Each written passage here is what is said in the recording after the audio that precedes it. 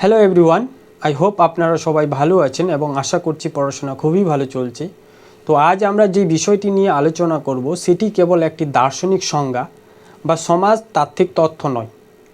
এটি মানুষের জীবন, যন্ত্রণা, নৈতিকতা, সমাজ ও অর্থবোধের সঙ্গেও সরাসরি জড়িত। তো আজকের আলোচনার বিষয় হচ্ছে সুসাইড অর্থাৎ আত্মহত্যা। এই বিষয়টি বোঝার জন্য আমাদের তিনটি জিনিস একসঙ্গে ধরতে হবে। প্রথমটা হচ্ছে দার্শনিক দৃষ্টিকোণ, দ্বিতীয়টা হচ্ছে মনতাত্ত্বিক দৃষ্টিকোণ, তৃতীয় নম্বর হচ্ছে সমাজতাত্ত্বিক দৃষ্টিকোণ। তো আজকের ক্লাসে আমি ধাপে ধাপে আলোচনা করব। নাম্বার 1 হচ্ছে হত্যা বা কিলিং কি, নাম্বার 2 হচ্ছে আত্মহত্যা বা সুসাইড কি, নাম্বার 3 হচ্ছে সুসাইড কেন একটি স্বেচ্ছাকৃত কর্ম অর্থাৎ ভলিউন্টারি অ্যাক্ট, এবং সুসাইড আর সেলফ স্যাক্রিফাইস কি এক নাকি এক নয়, এবং অন্যদিকে এমিল ডুরখেইম এর যে 4টি স্টেপ রয়েছে সুসাইড সম্পর্কে, সেই 4টি স্টেপ আমরা জানব। তো আমি কোনো তাড়াহুড়ো করব না, আপনাদের ধীরে ধীরে বোঝানোর চেষ্টা করব খুব স্পষ্টভাবে এবং ক্লিয়ারলি, এই জন্য কেটে কেটে কথাগুলো বলছি। তাহলে শুরুতেই যেমনটা আমরা জেনেছিলাম হোয়াট ইজ কিলিং বা হত্যা কী। তো প্রথমেই আমরা একটা গুরুত্বপূর্ণ, সাধারণ হলেও কিন্তু গুরুত্বপূর্ণ একটা কোশ্চিন, যে হত্যা বলতে কি বোঝায়, হোয়াট ইজ কিলিং। তো যখন কোনো মানুষ ইচ্ছাকৃতভাবে অর্থাৎ ইন্টেনশনালি অন্য কোনো জীবন্ত প্রাণীর প্রাণ নাশ করে, তখন সেই কাজটিকে আমরা বলবো হত্যা বা কিলিং। এখানে এই যে ইচ্ছাকৃত বা ইন্টেনশনালি শব্দটি আছে, এটা কিন্তু খুব ইম্পর্টেন্ট। কেন? কারণ দুর্ঘটনাবশত যদি কোনো মৃত্যু হয়ে যায় সেটা কিন্তু হত্যা নয়, বা ইচ্ছা ও পরিকল্পনা না থাকলে তাও হত্যা নয়। তাহলে হত্যা কি? যেখানে ইন্টেনশনালি বা ইচ্ছাকৃতভাবে বিষয়টা থাকবে। এখন এই বিষয়ে একজন গুরুত্বপূর্ণ নীতিবিদ হলেন পিটার আলবার্ট ডেভিড সিঙ্গার। তিনি তার বিখ্যাত প্রবন্ধ where is the wrongness of killing এই গ্রন্থে বলেছেন বা প্রবন্ধে বলেছেন, আমরা সাধারণত ভাবি যে সব হত্যা নৈতিক দিক থেকে সমানভাবে ভুল, কিন্তু সিঙ্গার দেখান সব হত্যাই একরকম নয়।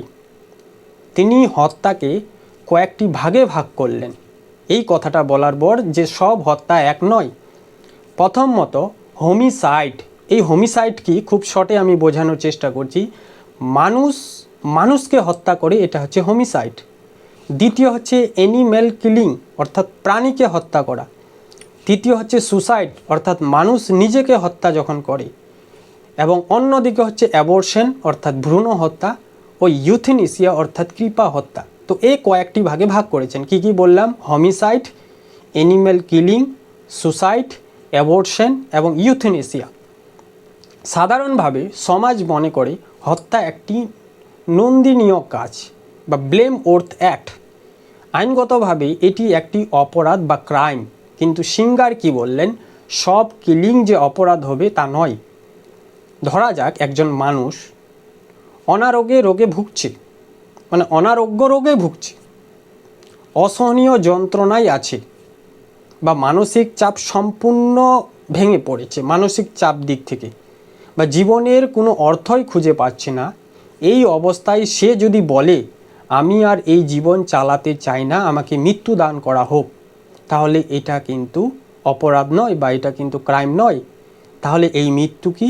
এই মৃত্যু হচ্ছে অর্ডিনারি টকিং লাইফ থেকে আলাদা।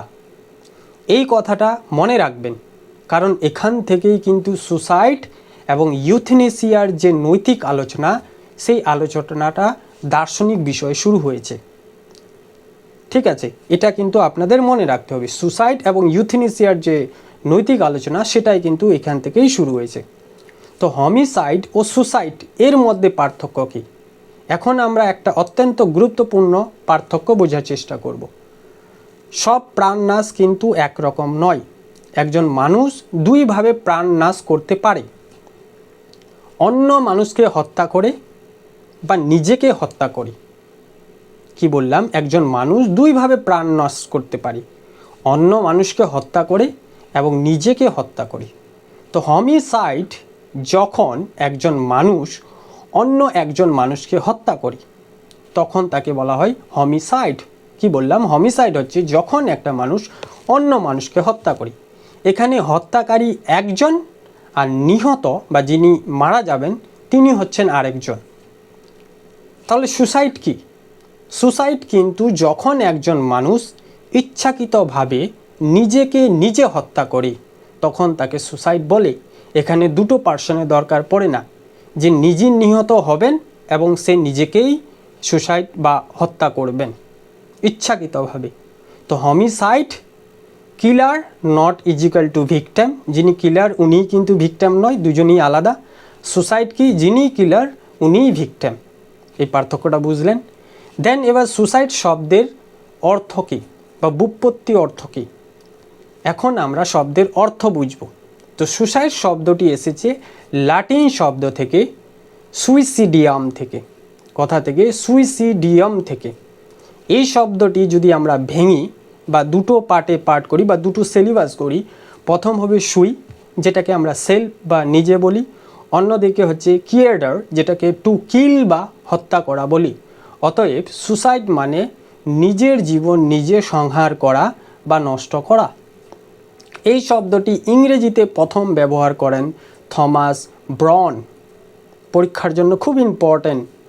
The word suicide was first used by Thomas Browne. বুঝলেন? তাহলে এই সুসাইড শব্দটি প্রথম কে ব্যবহার করেছে? Thomas Browne. তো এবার দার্শনিক সংজ্ঞাটা আমরা দেখি যে সুসাইড কেবল একটি শারীরিক মৃত্যু নয়, এটি একটি মানুষ্যকৃত কর্ম বা হিউম্যান অ্যাক্ট। এর বৈশিষ্ট্য কী? সেলফ ইন্টেন্ডেড, অর্থাৎ নিজে ইচ্ছা করে মারে বা নিজেকে মারে। সেলফ ইম্পোজ, নিজের উপর নিজের অপরাধ করে বা আরোপ করে।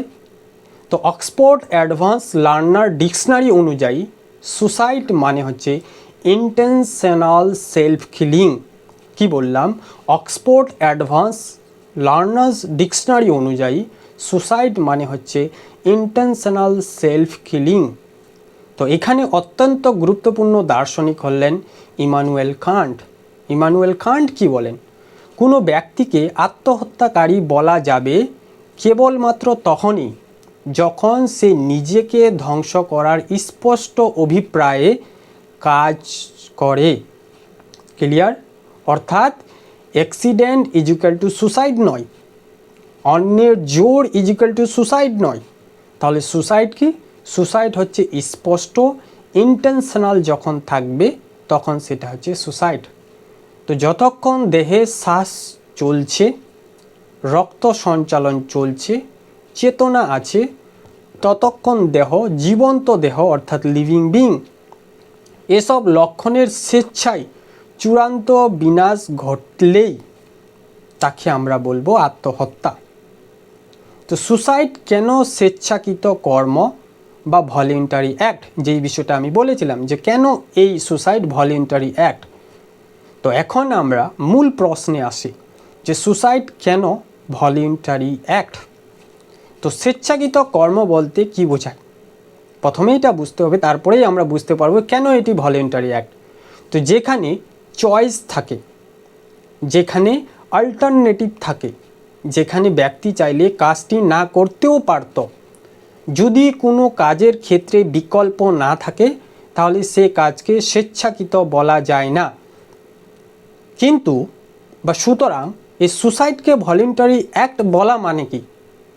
যে পরিস্থিতিতে ব্যক্তি আত্মহত্যা করছে বা যে পরিস্থিতিতে সে আত্মহত্যা নাও করতে পারত, এই কারণেই যদি বলা হয় he was force to committed suicide, তাহলে সেইটি যথার্থ সুসাইড নয়।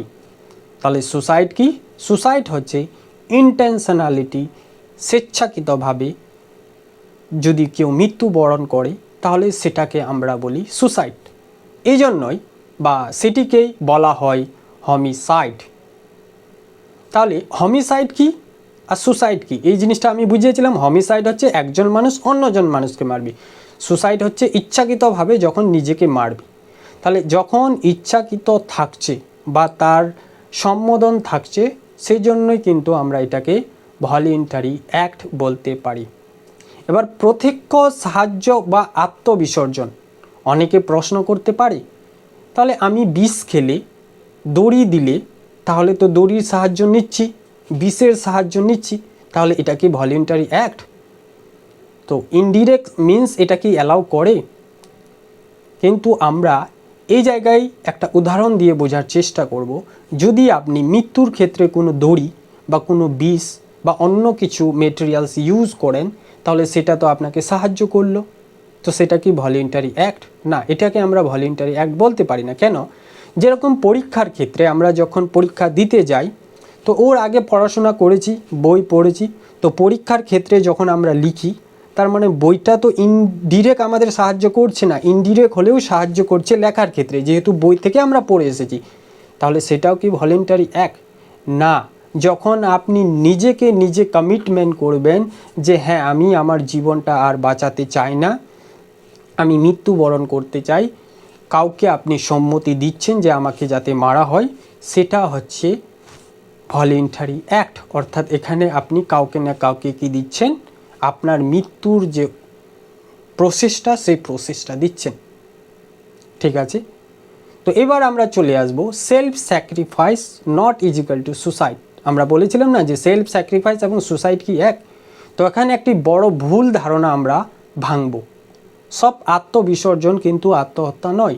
যুদ্ধক্ষেত্রে যেমন সৈনিকরা তাদের আত্মবলিদান করে, অন্যদের জীবন রক্ষার জন্য সে যখন নিজে মৃত্যুবরণ করে, বা দেশপ্রেমিকদের যে আত্মত্যাগ সেটা, এসব ক্ষেত্রে কিন্তু নিজে কষ্ট থাকে, মুক্তির উদ্দেশ্য নয়, বরং উচ্চতর নৈতিক আদর্শই মুখ্য। এক্ষেত্রে নোবেল অ্যাক্ট থাকলেও, নোবেল প্রাইজ পেলেও বা কোনো কিছু ওনাদের সম্বোধনে দেওয়া হলেও এটা সুসাইড নয়। সুসাইড কখন হবে? যখন নিজে ইচ্ছাকৃতভাবে স্বেচ্ছায় মৃত্যুবরণ করছেন। তো এবার আমরা চলে আসব এমিল দুরখেইম, ইনার যে 4টি আত্মহত্যার স্টেপ ছিল, এই 4টি আত্মহত্যার স্টেপ সম্পর্কে আমরা জানব। তো ওনার বিখ্যাত গ্রন্থ সুসাইড, দুরখেইমের যে বিখ্যাত গ্রন্থ সেটা হচ্ছে সুসাইড।